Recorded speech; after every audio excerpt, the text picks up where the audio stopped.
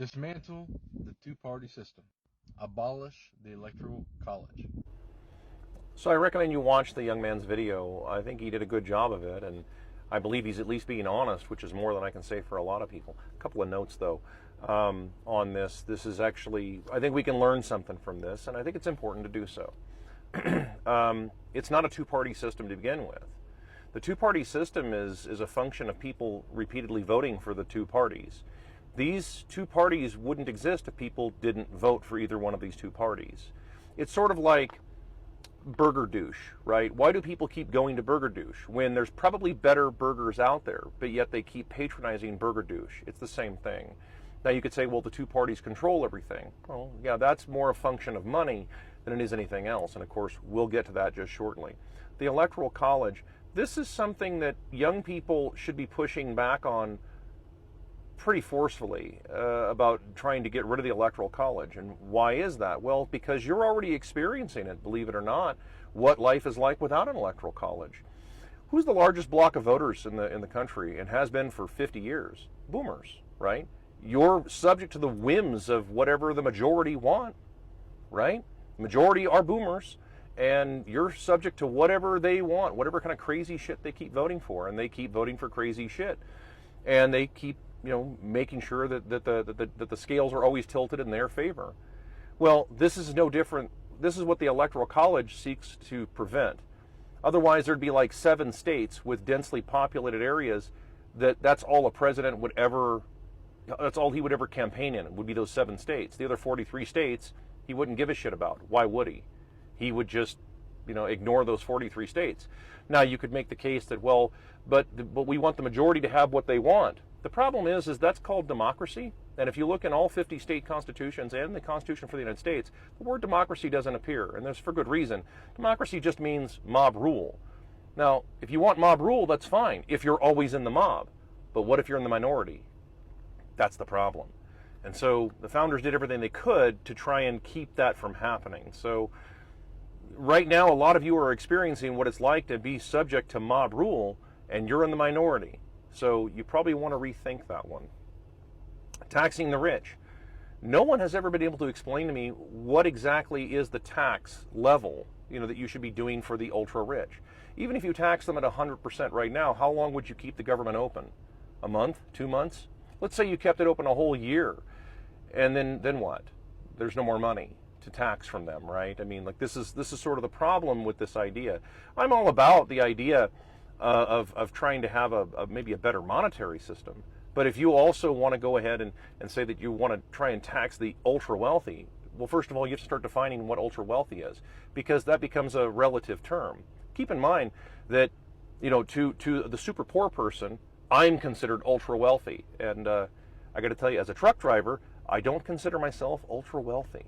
So there's a relativity involved there. And if you start putting dollar amounts on it, the problem is that, well, the dollars are printed out of nothing, which is, of course, a problem that my channel talks about all the time. Banning books? Well, no, of course. Why would you not want? Why would you want to ban books? No, that's just stupid. So he's right about that. Banning abortion? No, I don't think you should have banned abortion.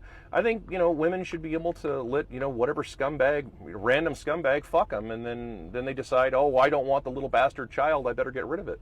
Like, well, yeah. I mean, your genetic line ends with you, and I mean, if women want to let random men fuck them, then I guess let random men fuck you, I suppose. Banning marriage? Well, a strange thing, but I mean, marriage was always more of a religious ceremony. I don't know what exactly that has to do with the state. I mean, although that's more like maybe a function of maybe like they didn't want to have a bunch of interbreeding going on, which that would make sense, I suppose. You wouldn't want to have something like that, but I'm with you on that one. Increase the minimum wage? Now we're talking. I'm not a phony like a lot of people. I say increase it to $750 an hour. No, I'm not being ironic. No, I'm not trying to be cute or funny. I'm being dead serious. $750 an hour is what it probably should be. Not because it'll solve poverty. Increasing minimum wages aren't going to solve poverty. But what it will do is get rid of the dollar. The dollar's a worthless currency. It'll make it just a bunch of garbage money that people blow around and do nothing with, and it'll pay off a whole bunch of old debt. Right. So there we go. Corporations as individuals. Well, corporations as individuals isn't a good idea. You shouldn't have that. I mean, I don't know. I mean, that just seems like you could solve the corporation aspect with just holding CEOs personally liable for what their companies do. That'd be pretty easy, and that, of course, would shrink most of these companies to the point where they would just be back to being small businesses again. Feed, clothe, and home the people who need it. Okay, well, here's the challenge with this. Who's going to pay for that? This is one of these problems that a lot of people get into when they don't understand where money comes from. Money is energy, and if you're just going to print a bunch of money and it loses all of its value, okay, well, then who pays for all of this? Do you see the problem with this? I'm all about the idea of trying to help out, dude. I'm down with all of that. But when you make a blanket statement like this of like, okay, feed, clothe, shelter everybody and make everything like a human right, okay, but who pays for that? Because a human right, see, if you're going to say that you're obligating yourself, you're obligating yourself to someone else's labor, or you're obligating them to you, that's slavery, right? So it kind of flies in the face of the whole idea of stop restricting human behavior, right? Stop creating a bunch of laws that restrict Americans, freedom, right? Because part of their freedom would be the freedom to not be enslaved, to build a bunch of stuff or do a bunch of stuff for other people who won't do it for themselves. Okay, so what I'm saying is that the way around that would be to have an honest currency, and of course most of these things pretty much fix themselves very quickly. But there's something to think about. Climate change, I don't know what to tell you on this. I don't know why it is that climate change has to be taken seriously by giving money to the government, or somehow increasing taxes, or putting up a bunch of goddamn eyesore windmills and completely destroying the landscape. I don't know how that's going to solve anything, considering that when those windmills go down, because they don't really make their money back at all, they just bury the blades out in Texas, right? And like, how is that good for the environment? How is any of that good for anybody, for that matter? So just something to consider. It just seems like, well, why is it that the U.S. has to take it seriously when no other country does? That's another one too. So, and then as far as trans people in the military, well, who cares about that? But I'm also one of these guys that says, well, if you fix all these other problems, you don't have a military anymore, because you wouldn't need one. Why would you need a military? Because there'd be no way to pay for it either. So this is which is fine. I mean, there's not supposed to be a standing army anywhere. All the founders were pretty much anti-standing armies, because standing armies tend to just get used to, fight other people's wars for whatever reason, kind of like what we have going on right now, where our military isn't really defending our borders, as evidenced by our borders being wide fucking open, but they're really concerned about everybody else's borders for some reason. So that would be how I would say that, like, that would kind of end up. So I know that everybody wants to have a revolution, but I would say this is what I would caution anybody out there that happens to follow my work.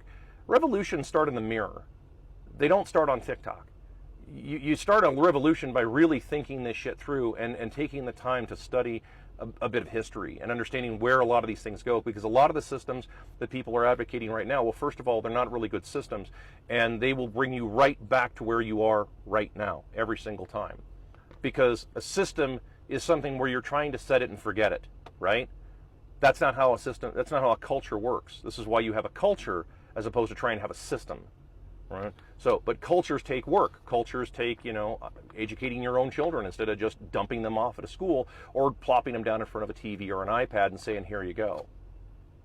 So, revolutions start with you, right in the mirror. Then they go from there.